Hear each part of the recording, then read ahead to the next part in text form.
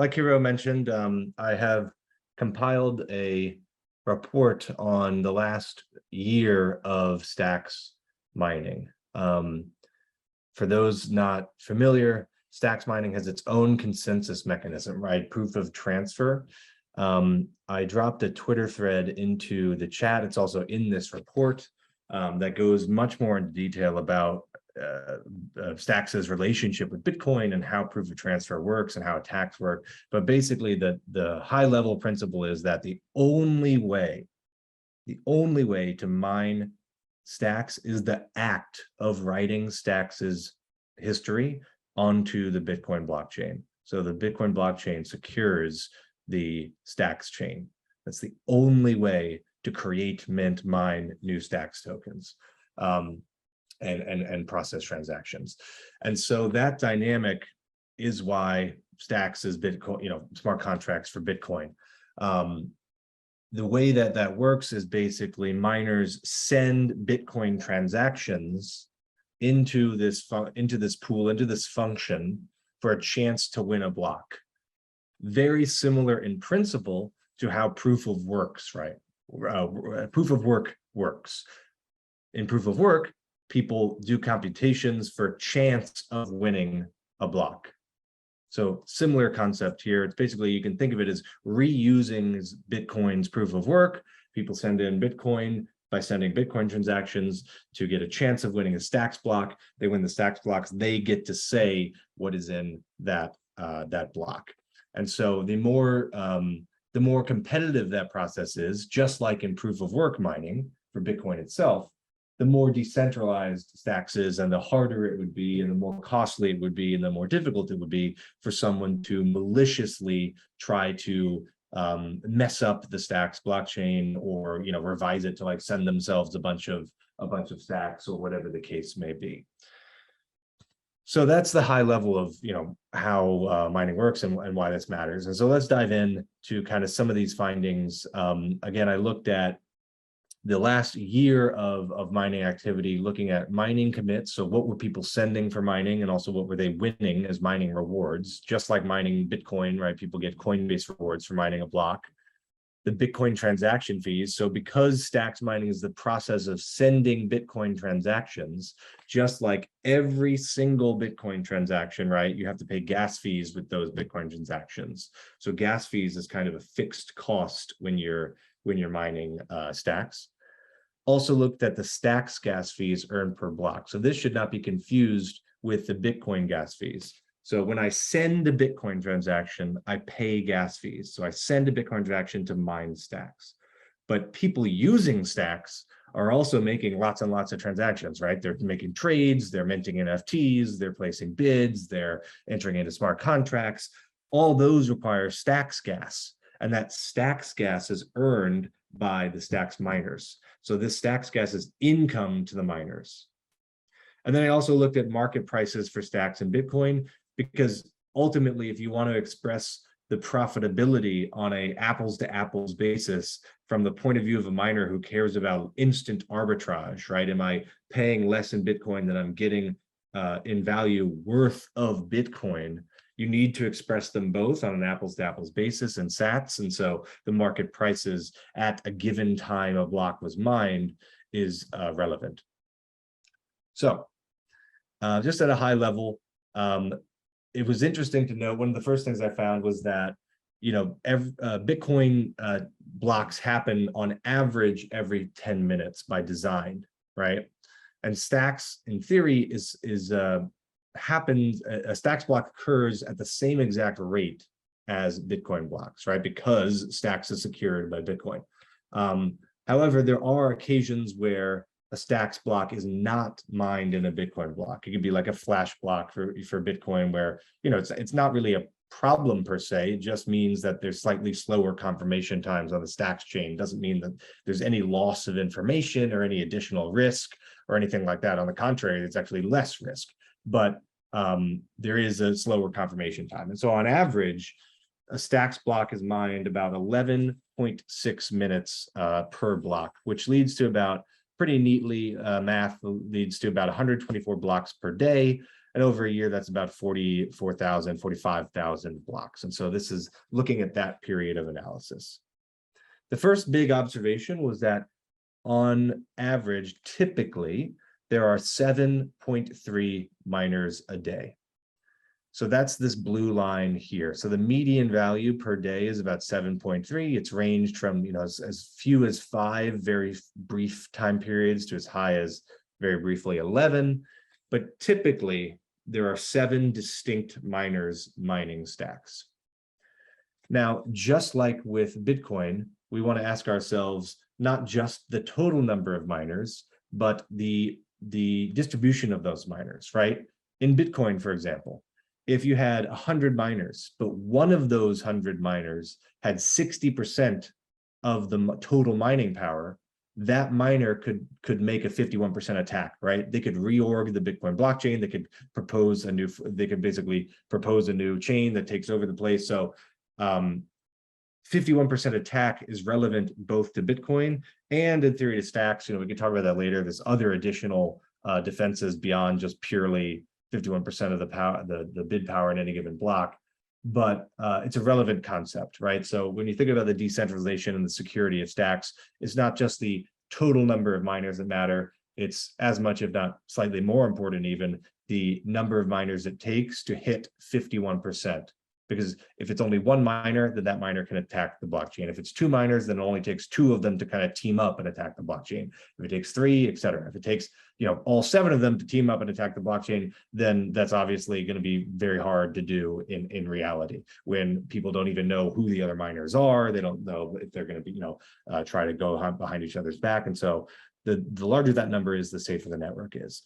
That number, if all the miners are equal size, will be half of the total number of miners, right? Because if you have 10 miners and they're each doing 10% exactly, then it takes 5 of them, right? Well, 6 of them to get over 50%, right? But if you have 10 miners and they're mining at different sizes, where maybe 3 of those miners are mining 20% each, so 60% total, and then the rest of the 7 miners are only mining 40% total between them, then you only need 3 of them to hit above 50%, right? The 20%, the 20%, the 20%. And so this number on average has worked out to be 3.7 miners required to execute a 51% attack. That is half of the total number of miners, but it's important to point out that that doesn't necessarily need to be the case. The number of this orange line number being half of the blue line number indicates that on average, the miners mining are roughly the same size. It's more like the 10 miners mining 10% each type of case than it is the 10 miners where 3 of them are mining 20% and the rest are mining 20% each, and the rest are mining 40% total. So it's more like the miners are equal size roughly. So moving on. Another important finding was that most people who know about stacks mining know that there's a Coinbase reward, right? So when you mine a Bitcoin block, you get a Coinbase reward, right? You get a certain number of Bitcoins, and as halvings happen, that number decreases. Same concept applies to stacks. If you mine a stacks block, you get a Coinbase reward. That Coinbase reward is currently 1,000 stacks. But there's a subtle nuance here where that 1,000 stacks is actually per Bitcoin block, not per stacks block. The reason it's per Bitcoin block is because if stacks misses a block, or if stacks is so low in price that no one wants to bid on a given block, you want those benefits to aggregate so that eventually the payoff is so high, someone will mine a stacks block. And so this ensures that stacks will always be mined no matter what. But that means that when stacks skips a block, as we saw, right, when we talked about the frequencies, that rewards accrue. And so you'll notice that about 7% of blocks, 6.6% of blocks actually have higher than 1,000 stacks rewards. And so that actually means what that's resulted in is that Coinbase rewards are actually on average 1,071-ish stacks per block, meaning that mining is 7.1% more profitable than would just first appear if you just do a quick back of the envelope. Oh, it's 1,000 stacks per block reward. Oh, it's 5% unprofitable. Actually, it's more like 2% profitable if you're just doing that quick back of the envelope math, and that's the reason why it's not right. Finding number 3 is that miner rewards, remember that miners earn the Coinbase reward and they earn the gas fees that you and I and everyone else using the Stacks network are paying when we make a transaction. Those all are earned by miners. Now, that portion of total rewards that's coming from Stacks gas fees is rather small. It's about 1.3% of the total rewards that miners are making. Now, at periods, like a Megapont mint or the robots release or various different kind of periods of congestion where usually around like NFT mints is from what I've seen at least, fees have shot up, and at their peak they have been about 10% of the total miner rewards. But there's still a relatively long way to go before Stacks gas fees represent a significant portion, a significant incentive for miners beyond just the Coinbase reward. This is the same exact dynamic, same problem, by the way, that Bitcoin has, right?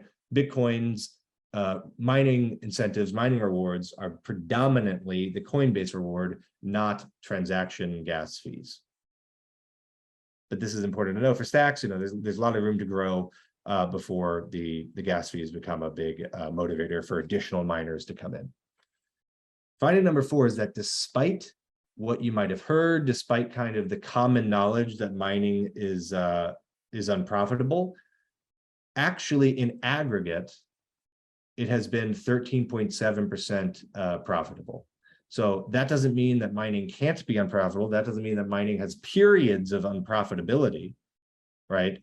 But that doesn't mean that small miners can't mine poorly, right? Just like a Bitcoin miner might lose money due to randomness or luck, or because they have higher costs of hardware or higher costs of electricity, et cetera. Doesn't mean that everyone's making a profit, but it means in total miners are making a profit. And so in total, that profit that miners are making over the last year has been about 13.7% just on Coinbase rewards. And so we can look at that profit margin over time, and you can see, it's obviously fluctuating with the price of Bitcoin, fluctuating with the price of Stacks, fluctuating with the amount of miners that are bidding, fluctuating with gas fees that they have to pay to mine. All those things are going into it. It's fluctuating a bunch, but on average, it's about this 13.7% number. And only about, I can't remember, only about 8% of the time is it below this red line at 0%. So only 8% of the time is mining unprofitable. So if we include the gas fees as well, right, we said the gas fees isn't really a big portion of miner rewards, which is true still, but if we include them, it bumps up miner profitability a little bit from 13.7% to 14.6%. Moving on, just a couple more things here to touch on. One of the reasons that, or one of the theorized reasons, I should say, there's a lot of evidence to it, but it is a theory. One of the theorized reasons that more miners don't contribute is that it takes a lot of Bitcoin to mine Stacks. There's 2 contributing factors. One is the amount of Stacks you need to simply be bidding to get a chance at winning and do that consistently to smooth out your volatility and prevent bad luck, right? You don't want to spend Bitcoin and then have an expected return of 10%, but only bid on 3 blocks, and it's very high chance you don't win any of those 3 and you end up with a negative 100% return. The other portion is the gas fees you have to pay per Bitcoin transaction you're sending. And so even though gas fees on the Bitcoin network, so Bitcoin gas fees and sats have been dropping over time, even still, because of what the gas fees are now and because of the profit margin, you would basically have to have an entire Bitcoin in order to mine one full cycle of stacks and expect to break even. And that's a function of the profitability of mining and the amount of gas fees that you have to send for each Bitcoin transaction. And so that's around, I mean, Bitcoin's up a bit since this report, but that's around $25,000-ish, right? That you have to commit every 2 weeks, or at least be recycling every 2 weeks just to break even. And so that's obviously like a pretty big barrier to like hobbyists and small time miners who might want to otherwise get involved. That doesn't even include like what you'd actually want to do to kind of smoothen out volatility and reduce your bad luck. Like have like a 95% confidence interval that you would be at least breaking even. And if you do that, it bumps up to more like 10 Bitcoin per cycle. So there's a big barrier there to small miners. As you might expect, for this reason, it's pretty well known that large miners do profit more, but not primarily because of the gas fees, not because they're paying a smaller portion of their bids than gas fees. So without getting too deep in the weeds here, you can see that the total amount of sats committed, so the bigger the miner is, right, the more money they spent on mining, the more to the right they're going to be on this chart. And the higher their profit margin, not their aggregate profit, but their profit percentage, the higher they're going to be on the y-axis. And you can see a very clear relationship with a decently high explanative power, showing that yes, larger miners on average expect to have higher profit margins. And so this means that if you're a small medium miner, you are at a disadvantage to larger miners, all else equal. Now, why does that happen? Is that because of fees? The evidence doesn't seem to suggest that that's primarily because of fees, although fees do play a small portion of that. But interestingly, the most significant factor that explains your profit margin is actually not your size per block, not your average sats committed per block, so not how big you are in each given block, but how many blocks you mine. In other words, the more consistent you are, all else equal, the more profitable you are. And larger miners are more profitable primarily because they're more consistent, not primarily because necessarily of fees or because they're bidding a ton on a few blocks here and there, but because of their consistency. So that's an interesting takeaway as well. And finally, I wanted to look at, well, what are some ways that we could bring more miners into stacks, right? Are they responsive to like Bitcoin gas fees decreasing? Are they responsive to the Coinbase reward going up? Are they responsive to gas fees as a percent of the Coinbase reward going down? Are they responsive to profit margins, right? If there's a high available profit margin, does that mean there'll be more miners? And largely speaking, the only kind of significant factor was Coinbase rewards and sats. That's reasonably predictive. As you can see here, the higher the block rewards, so as the block rewards and Satoshis go up, the number of miners generally goes up. And so the implication there is that if Stacks appreciates to Bitcoin, so the Stacks Bitcoin relation goes up, it actually makes room for more miners, which is promising because we all, I think all on this call have a thesis or at least a hope that, as Stacks gets more adoption, more use, like any other asset, it would appreciate based on its usage relative to Bitcoin as well as relative to other assets. And so that in and of itself should bring more miners, but we obviously can't, wait and rely on only that, but that's good to know. Gas fees as a percentage, Coinbase rewards didn't really show anything. And then aggregate profit margins also didn't show much. Aggregate profit margins is interesting because you can have the same like 15% profit margin with only 2 miners versus 10 miners. And so aggregate profit margin is more likely to be a predictor of net change in miners period to period rather than total number of miners at a given time. But that's getting a bit into the weeds. But the biggest takeaway is there doesn't seem to be much that can be done to bring new miners other than increase the Coinbase reward, which means, driving value to stacks. And then also, obviously, can we create new miners by leveling the playing field between small and medium miners versus larger miners? So that was kind of the conclusions that I came to. So, what is the possible causes that miners don't join, more miners don't join, and what are the causes that are backed by data? Well, there's a lack of tooling and ease of mining. It's not terribly easy or user-friendly, especially for non-technical people to start mining. The fees prevent small miners even from joining. Miners are simply not aware of possible profits. Is quite probable, actually. Like if institutional investors were offered a 13, 14, 15% profit margin, seems quite obvious that more of them would take it. So many of them might not even be aware. There might be some tax implications of mining that do negate some of the potential profits, depending on where you're sourcing your Bitcoin. Higher profit margins skews to fewer larger miners. So the fact that larger miners get higher profit margin is going to result in the situation we have of fewer larger miners.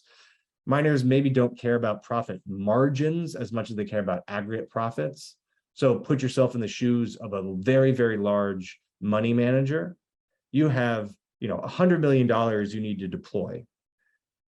Are you really going to deploy it $1 million at a time? So is 13% profit on 1 million really even worth your time and trouble to go through the effort versus a 13% profit on being able to deploy, $100 million at once, right? So until the stacks market gets larger in aggregate size, not in percent size, the profit margin, there might be some big miners that just can't come in until the total market size gets bigger in dollar terms.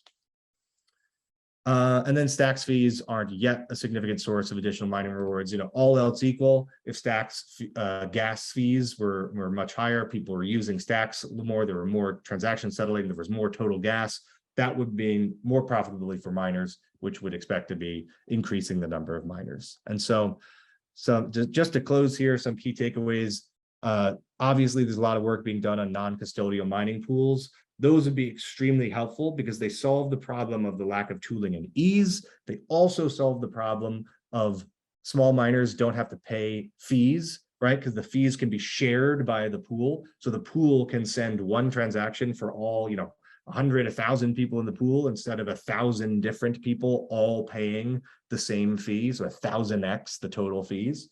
So it levels the playing field in fees, it levels the playing field in size and being able to be consistent, and it makes the tooling easier.